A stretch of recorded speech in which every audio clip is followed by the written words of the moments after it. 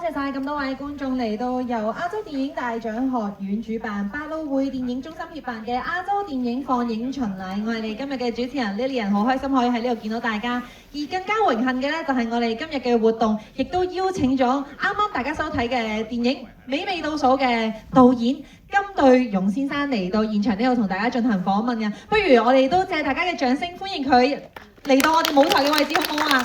我哋馬上有請我哋嘅導演金對勇先生。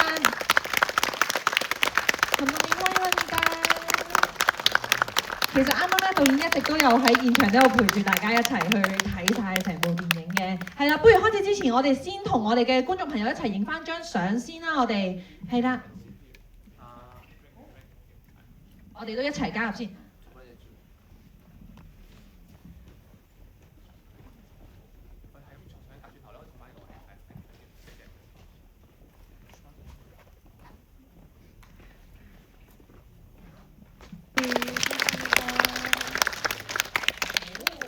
跟住之後呢，我哋就請導演可以嚟到我哋中間舞台嘅位置，一齊去進行今次嘅訪談啦。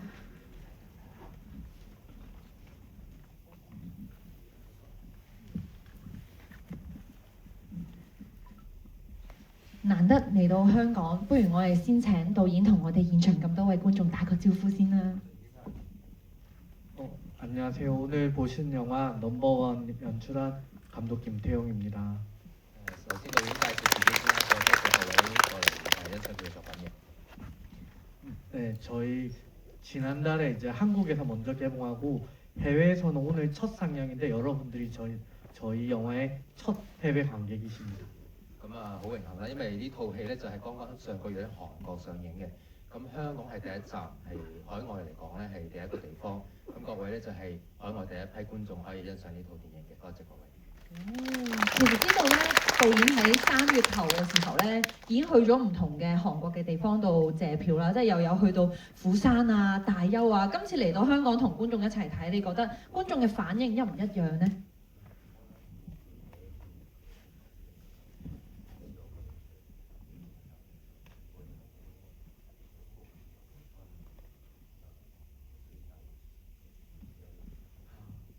우선 저가 여러분들과 같이 영화를 봤는데요.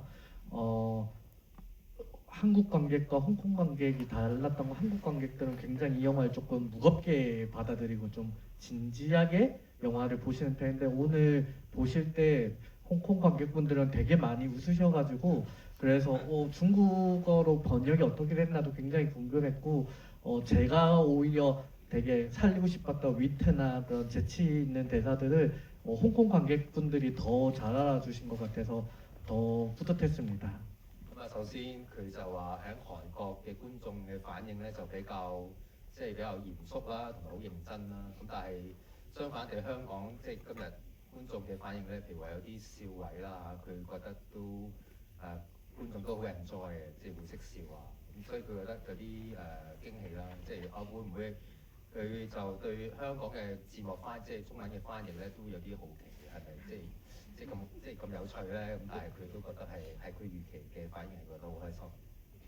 冇錯，其實中文嗰個翻譯係真係一樣嘅，所以係證明本身呢個電影係有笑有淚，令到我見到有冇朋友仔係有因為咁樣而感動喊過㗎？有啊。係啦，咁當然啦，啱啱你哋嘅笑聲已經直接傳達咗落去導演嘅耳仔入邊啦。咁咧當然都想問一下嘅，因為導演咧其實佢喺10年前左右咧都有其他嘅電影作品啦，但係今次咧呢一部就真係同以前好唔同啊，因為無論係巨人啊定係女教師啊，唔同嘅電影都係可能比較陰沉少少，但係今次咧大家見到係非常之溫情啦，係談及一啲親情嘅部分，點解會有一個咁大嘅轉變呢？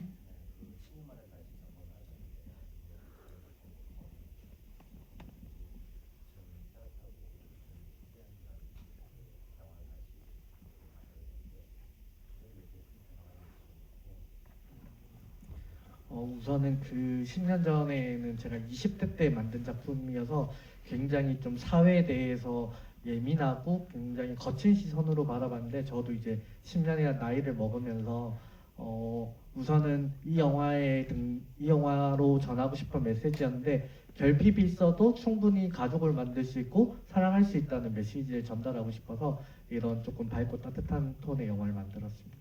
咁啊，10年前導演話佢自己係20幾歲嘅時候咧，嗰陣時就比較對社會好多嘅不公平啊，或者啲爭議嘅嘢咧就會比較敏感啦。咁所以表達咧都比較激進啲嘅。咁但係都過咗10年之後咧，咁而家佢呢個年紀咧，佢覺得可以用一個比較温柔啲嘅方式，或者可以暖意嘅方式咧就可以表達。咁就佢就話咧，缺乏咧就唔係一個缺點嚟嘅，缺乏咧都可以組織一個家庭啊。所以佢希望咧就帶俾觀眾呢個新嘅體驗。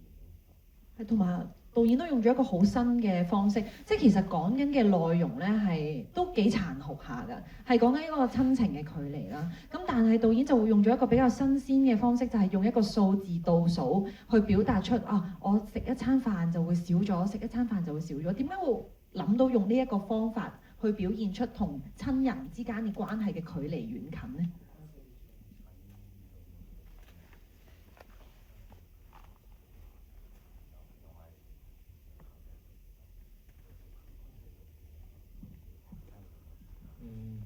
우선은 이 영화는 원작이 있고요. 일본 단편 소설이 원작이고 이 일본 단편 소설에서는 엄마의 밥을 먹을 때마다 카운트다운 줄어들고 그걸 피해서 이제 도쿄로 가는데 엄마의 밥을 피하려고 노력했는데 내가 암에 걸렸다. 이에서 끝나는 되게 짧은 단편 소설이었고 그걸 이제 제가 제안받아서 그럼 이 이야기의 뒤를 완성할 수 있겠다. 그리고 이 이야기를 통해서 어떤 그 유한한 시간, 우리의 시간은 유한하지 않다는 걸 조금 더 명확하게 전달할 수 있겠다. 그리고 제가 태어났던 부산이란 고향의 정서를 붙일 수 있겠다. 이래서 영화를 만들게 됐습니다. 咁首先呢套電影嘅原作咧係根據一個日本嘅短篇小説，個題目就係話如果可以食到媽媽嘅，即係個題目比較長，可以食到媽媽嘅親手整嘅家常飯，只有328倍，咁會點咧？即係類似咁嘅作品啦嚇。咁佢就收到呢個嘅提議，咁覺得呢個係好有趣嘅一種嘅演繹方式，希望佢除咗呢個故事嘅做一個基本之外咧，佢都希望可以通過呢個電影咧就可以介紹下佢富山佢故鄉嘅情況，所以咧就係做咗呢部電影嘅背景嚟。嗱，講開呢個我就好多問題想問啦。第一個咧，我好想問嘅就係既然講開呢個原著啦，咁但係對比起原著，今次我覺得最大嘅分別就係加入咗女朋友麗欣呢個角色。點解導演會想加入佢嘅角色？係咪有啲咩意義或者功能性上需要呢個女朋友嘅出現呢？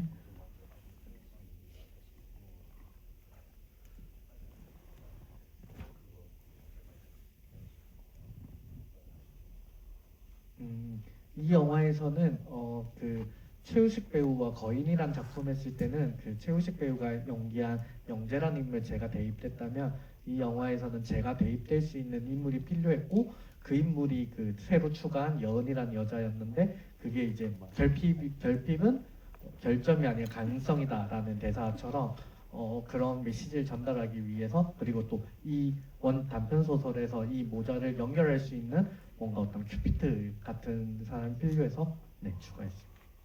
咁即係同之前嘅作品咧就有啲唔同啦，因為呢個咧就個女主角其實喺戲裏邊都講句説話，缺乏咧就唔係一個缺點嚟嘅，係一個可能性。即係為咗要加強呢個對白嘅意義咧，就要加入呢個女朋友呢個角色嘅。咁就係因為亦都就係想將媽媽同嗰個仔個關係咧，作為一個橋梁，即係佢話好似一個天使嘅角色啦 ，Cupid 啦，即係一個橋梁角色咧，就需要加落去呢個嘅故事度，佢覺得會比較好啲啦。덧붙여서 하고 싶은 말이 있는데 아까 저희 거인 최우식 씨 팬들이 있어서 그 영화에 보면 거인 통닭이 나오는데 그게 최우식 씨랑 저랑 이제 10년 만에 만난 작품이어서 그걸 기념하기 위한 것도 있고 실제로 부산에서 가장 유명한 통닭집 이름이 거인 통닭이어서 그래서 이번에 약간 재미삼아 이렇게 집었습니다. 咁頭先提及到佢之前嘅作品叫巨人啦，咁嗰個男主角崔宇植，咁10年前咧都有合作過啦，咁就係因為想紀念翻10年前合作咧，就喺富山呢間炸雞店叫做巨人炸雞店咧，就嗰度就又拍咗啲footage 啦，亦都係當作一個紀念。咁實質上喺富山嗰度咧，嗰、個巨人炸雞店咧真係實際存在嘅，亦都係好出名嘅喺當地。係啊，啱啱導演就係話，因為知道現場好似有崔宇植嘅 fans 喺度啊，係啦，話有由巨人開始睇開嘅朋友仔喺度，所以就分享呢個 TMI 俾大家去知道嘅。如果大家有興趣嘅話，可能不妨可以去嗰度打下卡食下嘅。但係其實導演都特登放咗好多唔同嘅釜山嘅元素喺入面啦，因為佢自己本身係釜山人啦，所以個故事都係釜山啦。咁但係又好想知道，咁呢個講開嘢食啊嘛，我哋啱啱講開炸雞啊嘛，咁不如講埋落去啦，就係牛肉蘿蔔湯，點解會係牛肉蘿蔔湯咧？即係釜山都有好多唔同嘅美食噶嘛。對於你嚟講，係咪有啲咩特別意義咧？既然就嚟晚餐啊嘛，唔爭在啦。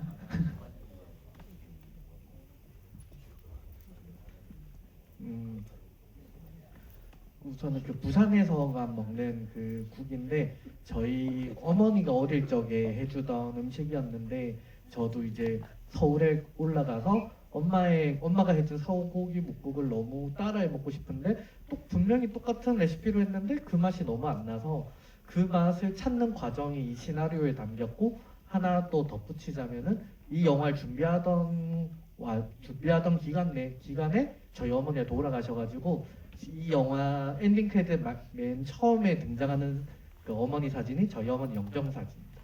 그래서 어머니한테 바치는 영화이기도 하고 엄마의 그 사랑을, 엄마의 음식을 또 찾아가는 여정이기도 했습니다.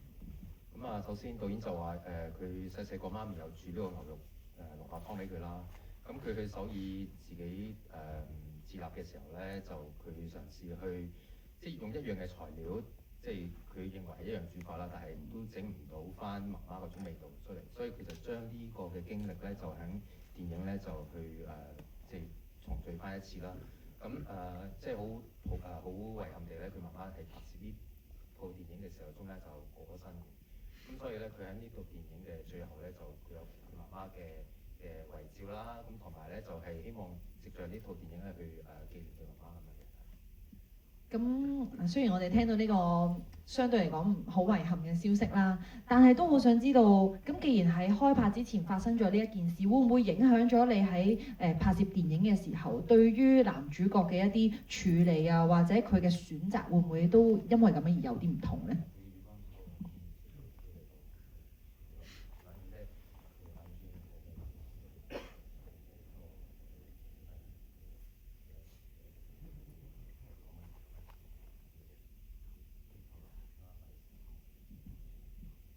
캐릭터는 우선은 최우식 배우가 저를 잘 알아서 사실 그 저의 평소의 말투 습관이나 이런 성격이 많이 배어났고 이 영화에 묻어났던 건 조금 더 영화에 대해서 제가 간절하게 찍었던 것 같아요. 맨 처음에는 그냥 조금 담담한 담담한 영화로 만들고 싶었는데 저도 모르게 이제 그 장혜진 배우의 연기에 저희 어머니 얼굴 겹치면서 조금 더 제가 이 영화를 절실하게 만든 계기가 됐던 것 같습니다.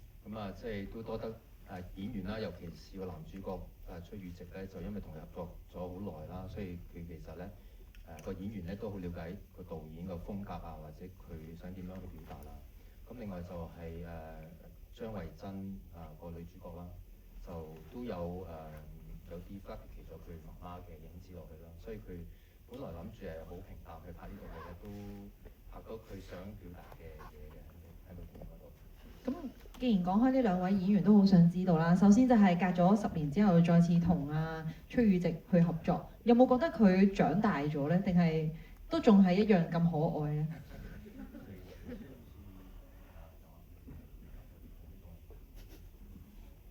既然呢度有 fans 啊嘛，一齊問下先。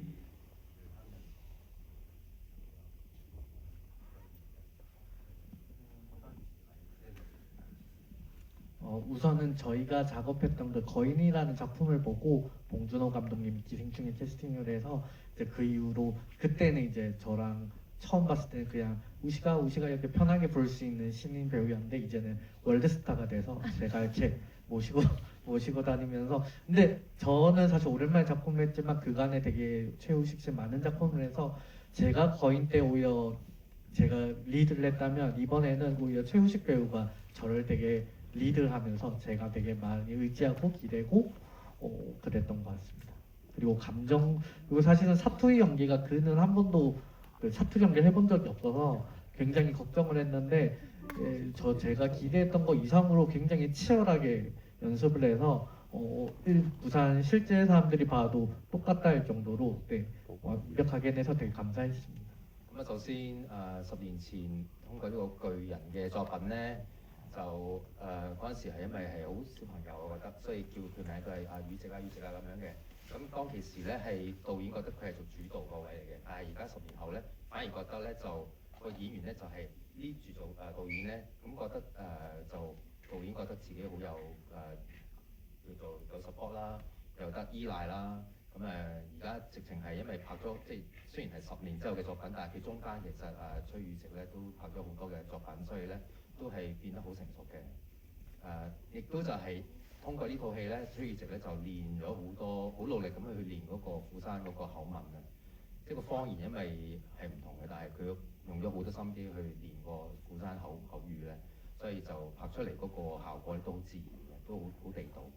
就係呢個成熟嘅演技，所以就成為咗大家甚至乎導演都認可嘅 world star 啊！呢個巨星添啊，已經係。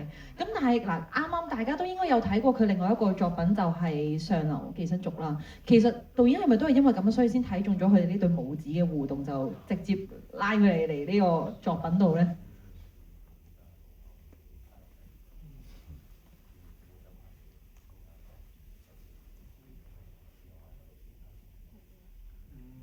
사실은 그렇지는 않았고 그 장혜진 선배가 사실은 저와 또 저희 어머니의 같은 동네에서 자란 그러니까 사실 저 부산 사투리를 완벽하게 하고 부산 정서를 완벽하게 이해하는 배우가 필요했는데 그게 딱 장혜진 배우였고 그러다 보니 어떻게 기생충 조합이 다시 이루어지게 됐습니다.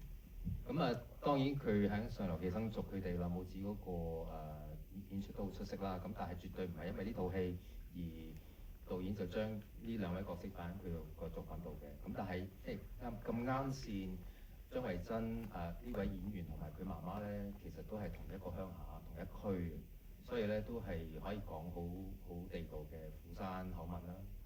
咁所以咧就唔係因為嗰套戲而去將呢部作品咧就成為佢哋嘅即係母子關係，絕對唔係。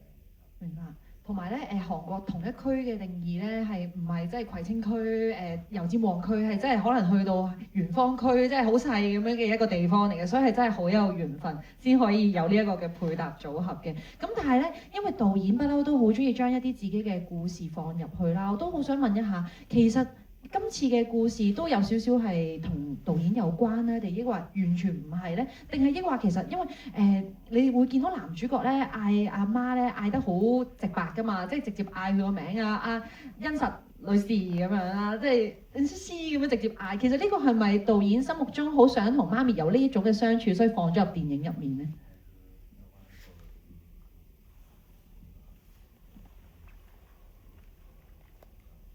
我哋都好想試下咁樣嗌自己媽咪，但係香港好似唔得。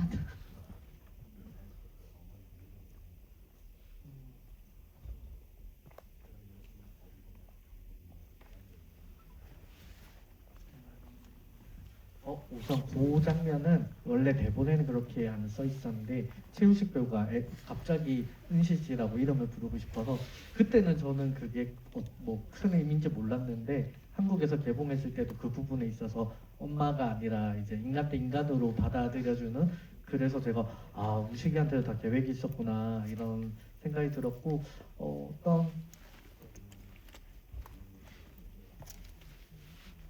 아니요 그렇지는 않고 그냥 이거는 그냥 제가 추구하는 어떤 새로운 가족 드라마의 이야기인 것 같습니다.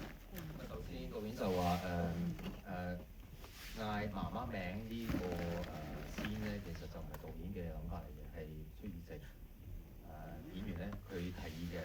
咁當初咧其實導演都冇好即係好無為意，即係好輕輕帶過，但係估唔到即係拍出嚟嘅效果咧，估唔到係咁大反應嘅。咁啊所以都覺得啊咁啊佢真係有啲諗頭啦嚇。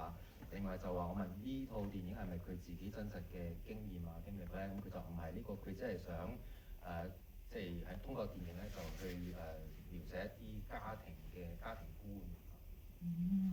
既然宇籍演員就提供咗一個咁好嘅 idea 俾導演啦，咁我都想問下現場我哋咁多位觀眾都有冇一啲問題係好想藉住今次嘅機會？有啊，見到各位12號嘅嗰位朋友仔舉手舉得好快，係你啦，戴眼鏡嗰位，我哋同時拎緊個咪俾你嘅。我哋聽下我哋觀眾朋友嘅問題先。我來自上海，所以我的廣東話講得麻麻地，我可以用普通話。沒事，可以，但也可以先坐下來的。對，謝謝。我有準備了稿子。我之前因為看過您的10年前的那部巨人的電影，所以我不知道您會不會有習慣就偷偷把一些線索藏在電影翻譯的名字裡面，比如說巨人，我要提供一下給您翻譯。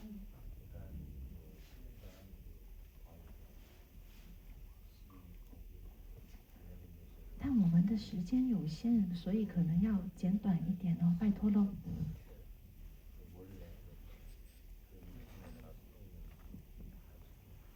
對。然後因為巨人的英語翻譯叫 Set Me Free， 我之前看這部電影的時候會覺得會不會是成為巨人之後才能 free 才能自由？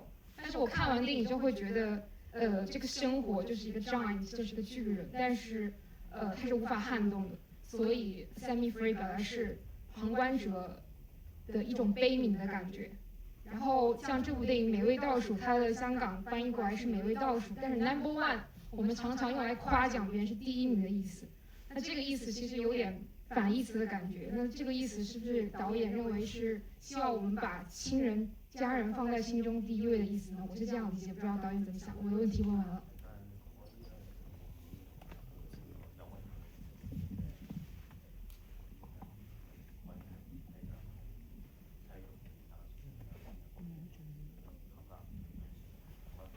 大家需要我幫大家翻譯翻做廣東話嘛？將條問題唔使 ，OK。우선 첫 번째는 뭐 거인 통닭 아까 이야기했었고 그 거인에서 영재가 얘기하는 대사 중에 세상에서 네가 제일 불쌍하다는 생각하지 마라는 대사를 거인에서 우식씨가 하는데 이 영화에서도 똑같이 합니다.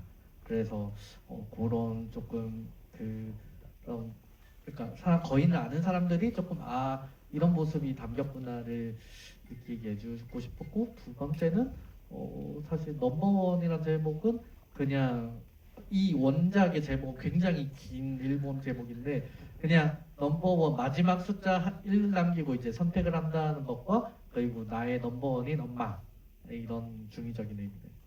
咁首先佢導演都係將啲巨人嘅對白咧都有擺落去呢個作品度嘅。咁譬如話另外咧就係個 number one 咧，就係因為大家都知道原作嗰個題目就好長啦，所以咧就佢就將呢個嘅要素，譬如話剩翻最後1嘅時候咧，嗰個1咧就 number one 啦，同埋佢話將媽媽嗰個 priority 擺 number one 咧就比較好啦，所以就將個題目就變咗做 number one。 근데 넘버원보다 오늘 들은 홍콩 제목 미미도수가 이 영화에 더 잘 어울리는 것 같아서 네. 但係導演話嗰個美味倒數呢個題目咧，其實都幾貼切嘅，佢覺得。係啊，佢話可能分分鐘仲更加貼切啦。都同大家科普一下，原作咧嗰個小説嘅名咧叫做《你還能吃媽媽家常飯的次數剩下328次》嘅，係啦，呢個就係個原作嘅題目。大家有興趣不妨都可以上網 search 下嘅。咁都想睇下仲有冇朋友仔有題目係好 OK。係，我想問一下。即係電影拍攝時間咁長啦，導演自己覺得邊場係最難拍嘅咧？係同佢主角同佢媽媽之間嘅感情線啊，嗰啲哭戲之類嘅，定係主角同女友之間嘅日常生活？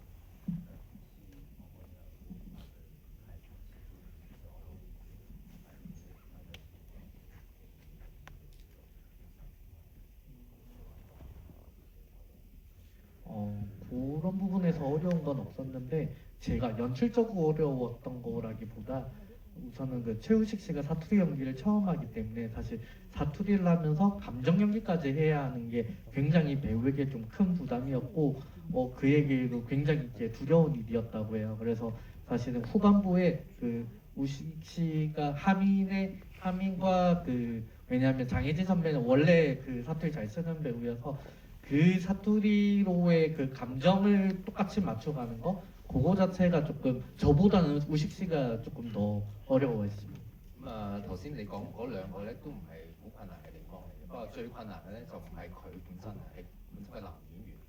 個男演員崔宇植，因為佢本身唔係釜山人啦，所以咧佢要記台詞之餘咧，仲要 deliver 到嗰個感情出嚟啊，所以咧當中咧佢就覺得好緊張，好難嘅，都有啲緊張，有啲不安。咁但係女主角就冇所謂啦，因為佢本身係土生土長釜山人啦，所以佢可以將嗰個感情都可以發揮得好淋漓盡致嘅。咁但係出嚟嘅效果咧，都導演係滿意。冇錯啊！大家如果想體驗一下嘅話，不妨可以試下用外語鬧翻長交，就會明白到底係有幾難嘅一件事嚟㗎。但係最緊要就係希望大家都可以喺個電影入邊感受到呢一份嘅情感啦，同埋就係可以得到一個嘅慰藉。可能今晚呢一餐飯就即刻可以同屋企人一齊去食啦。導演有冇話推介大家今晚想一齊食啲咩嘢咁樣？一齊 number one 嘅嘢食。 제가 홍콩 음식을 잘 몰라서 한국 예식도 잠깐 한국 음식도 돼요. 한국말 하세요? 너무 놀랐어. 그래서 안 하셨어. 한국 음식이요? 저는 저 사실 홍콩에 와서 제일 먹고 싶었던 게 그 홍콩식 볶음밥이라고 그 베이컨이랑 제가 그 두기봉 감독이 항상 파티를 여는 그 가게가 있다고 했는데 이름을 제 기억을 못했어요. 거기 있는 볶음밥을 꼭 먹고 가야지 했는데 그 볶음밥이 갑자기 생각이 납니다. 咁導演就話咧，佢回想起佢最有印象就係杜琪峰導演咧同啲員工如果有啲 after party 咧，都會去食香港式嘅炒飯嘅。佢見到係揚州炒飯咧，我唔知啦。咁但係佢話佢見到嗰個場面咧，就覺得好想食嗰個炒飯。